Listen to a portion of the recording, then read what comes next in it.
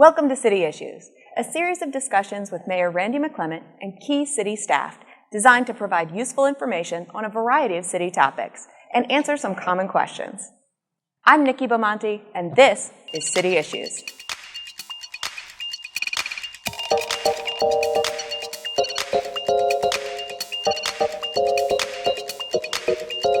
A sort of transportation park. It's a multimodal ability to get people here.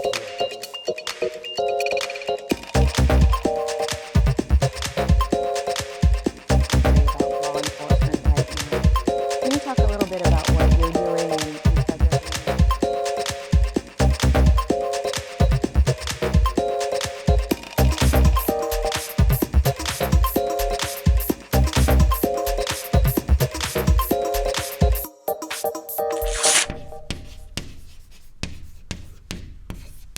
In 2014, Jenny Willoughby became the city's first sustainability manager.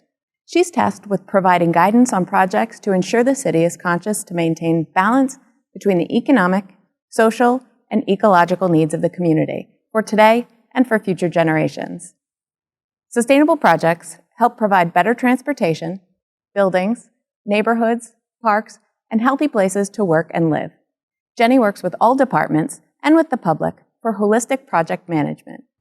I'm here with Mayor Randy McClement, and today we're talking with Jenny Willoughby about some of the key sustainability initiatives she's working on right now for the City of Frederick. Thank you for having me. Thank you very much for coming out and providing us with some information on the sustainability matters that we've been working on. So let's start with solar. I know that the city has been engaged in attempting to look for places to provide solar that would help benefit the city. So why don't you give us an update of where we are on that? Sure. So we looked at a variety of city-owned properties, probably starting 1.5 years ago. We looked at all kinds of open spaces, rooftops, anything that we could come up with that would could potentially have solar on it. And what we determined was, after all of those studies, it's probably not going to be feasible to put it on most of our city properties. So what we're looking at right now is going off city-owned land and subleasing from a solar contractor who will install the panels for us. And then we will go through a power purchase agreement, which would mean that we just purchase the power from that company, and it's doing something called net metering, which would mean the power goes back onto the grid, but then it sort of is metered towards our own meters. So we would be able to sort of offset some of the costs of some of our meters. The cost is lower, and it's a fixed rate for 20 to 25 years, depending on how long the power purchase agreement is. For our audience, tell us a couple of the reasons why some of our facilities weren't capable of installing solar on them. Sure. So for rooftops in particular, I know a lot of people are interested in rooftop solar, and for homes, it's a great opportunity. For our buildings, some of our structures are in the historic district, and so we have to be very careful about where we put solar panels. Not only that, we also want to make sure that the roof is, that the foundation can support those panels, and that any of the like HVAC units or anything like that won't be in the way. That does take away some of the space that you could use for solar panels, and so we have to be cautious about that. So for us, it was a matter of space. We just don't have the rooftop space. For solar canopies in parking areas, those are also a problem. If you have snow equipment, you have to be careful and think ahead about how you're going to operate snow equipment through those canopies. In addition to that, those are more costly. They're the most expensive to install because you have to put in the infrastructure. But once the infrastructure is there, you can actually be able to replace the panels after 20 to 25 years. So you wouldn't be paying for that infrastructure again. So that's an interesting thing to think about in the future. Ground mount solar is the best option because it's right now the cheapest option. And you're not worrying about the structure of a building or worrying about a plow truck or anything having to run through the canopy structure. So we're looking at hopefully offsetting about 1/3 of our power usage right now with solar. So You're also working on a stream design project in Rock Creek. Could you talk a little bit about that? one of the issues we have here is we've got a lot of runoff that goes directly into our creeks and streams, and so that takes a lot of sediment and it washes away all the things that come from the road. So all the salts, all of the oils, anything that's on the roadway, trash even, goes right into our creeks and streams. Rock Creek runs right through Waterford Park, and where it runs through, there are homes on one side and an abandoned sewer line on the other. So it's a very confined space, but it's being eroded away right now. So the sediment's getting down in there, and it's making it difficult for trees to root, and we're losing some trees in that area too. And it's about a 1,500-foot stretch of creek that we're going to look at redesigning and maybe putting in some more bends so that some of the sediment can drop out. I know one of the big projects that you've been working on and has consumed a lot of your time is the city's watershed. For those who don't know, the city has multiple sources of water, and one of them is a watershed. It's a big lake that we draw natural water from. And that water, the lake is actually filled up by runoff throughout the watershed. I know over the years the city has, when available, continued to purchase land out away from that dam to create a safe haven for clean water to run off into the lake to be one of our reserves. But along the way, because it's up in a natural setting, people like to hike through there, people like to hunt up in there, bicyclists, motor vehicles can run around the outside edge of it. So I know we've had a recent task of you trying to get up there and find ways to balance that. It's been my charge to all the committees and the staff that number one goal, protect the water. Above and beyond that, let's see how we could use it for other purposes. So why don't you give us a little update on what we're doing? Sure. So the watershed is about 7,000 acres, and it's forested, so that's really great. Like you said, it helps to create a sponge, so it's a natural sponge for all that water, and it provides about 11 to 14% of the city's water supply. So the number one goal, like you said, is for water quality and supply.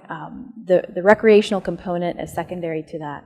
We do want to have people up there, but we need to do it in a way that's safe for our wildlife and also safe for us. We have 12 endangered species up there, and a total of 22 threatened and endangered species, so those 12 are included in that list. That number has gone up since our last assessment in 2005, I believe, so our last assessment, we had far fewer endangered species recognized. So the idea is to provide some recreation that can mesh well and balance with the water quality and supply. So those recreational things include hiking and biking, equestrian use, hunting, fishing, those kinds of things. It does not include motor vehicle access or ATV access or dirt bike access. That seems to be one of the biggest issues we have right now is the wetlands and even the sides of the roads are being torn up with vehicular traffic.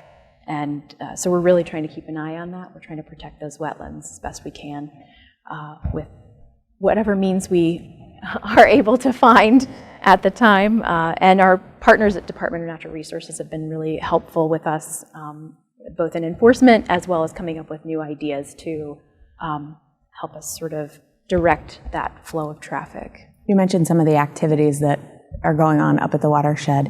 Some of those user groups have been involved in the master plan design. Can you talk about some of the different user groups that have their opinions have been requested for the? Sure.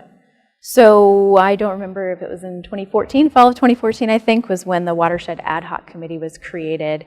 And that is a group of people who are avid users of the watershed and include mountain bikers, ecologists, we had hikers, runners, and equestrians, just a diverse group of users who came together, and also some of them represented various organizations like Mid-Atlantic Off-Road Enthusiasts and the Steeplechasers Running Club. Those are a couple I can think of off the top of my head.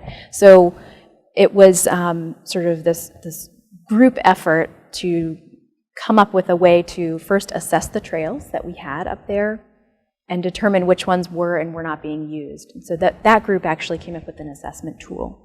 And then they went up and assessed each trail to determine, is it eroding? Does it have loose gravel? Is it going over a stream? Those kinds of things. And then we gave their proposed trail network, the trails that they would like to keep, to Department of Natural Resources and said, which of these are over ecologically sensitive habitat? And they went through and just looked at it from the habitat perspective. So then the city staff was tasked with putting all those things together and determining what the best network was overall that would protect both our water supply and quality, keep our habitat, and also let our folks enjoy the watershed as it is, because it's a backcountry gem. I mean, it's very undeveloped up there. So that group was very instrumental in sort of helping us to understand what resources were already up there and then what we could potentially put in and make it a little bit of a better experience, but also protect it. So to dovetail on that, I guess that's a great way for community groups to get involved in the watershed. We wanted to kind of end with something that residents and property owners in Frederick could get involved with. So I wanted you to talk a little bit about the Tree Canopy program. Okay. So I think it was last year I came up with a program called 5 Trees for Me. And on city staff, we have 3 arborists, actually, which is really great. And they all work in different departments. Tom Rippian is our city arborist, and he handles all the streets and park trees. Pam Reppert is an arborist who works in the planning department and handles our forest conservation easements. And then there's me. And I was tasked with the residential folks, so helping residents figure out what trees are appropriate for their space. And what I discovered after teaching several tree ID classes was that people wanted to know what they could do to help out. So I did a really quick back of the envelope calculation and discovered we needed 370,000 trees to reach our 40% goal. We only have 14% canopy in the city of Frederick, and we need 40 by 2030. So when you do a really quick calculation and divide that by our population, it comes out to about 5 trees per person. So what we're trying to encourage folks to do is to plant 5 trees per person, whether it's on your private property or an HOA common space, any private residential areas that we, the city, don't own, as we're already trying to plant out as many spots as we can. So we need residents' help to do that. We're also going to launch a program called Open Tree Map very soon, and it will be loaded with all of our streets and parks data, so folks can already see what canopy we have inventoried, and then we hope that residents will input their own trees in there. And it will provide a real-time tally of stormwater benefits, air quality benefits, energy savings, right on the side there. And you can click on each tree, and it will tell you what the specific benefits are for that specific tree, but then tally it as a total for the city as well on the side. So that'll be a really fun program for folks. That's great. Well, Jenny, thanks so much for being here with us today. Thank you. Appreciate it. Thanks for having me.